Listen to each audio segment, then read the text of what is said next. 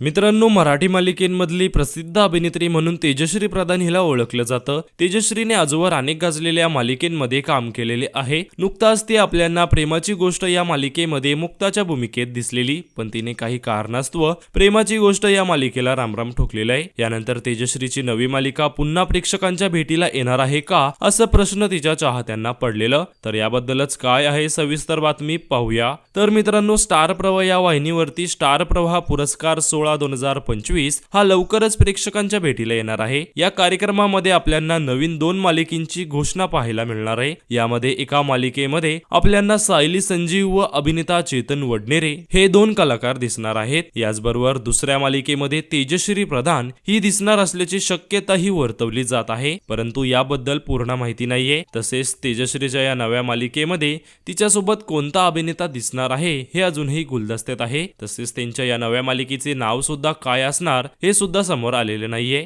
तर मित्रांनो, तुम्हाला तेजश्रीला स्टार प्रवाहाच्या नव्या मालिकेत पाहायला आवडेल का हे आम्हाला कमेंट्स मध्ये नक्कीच सांगा.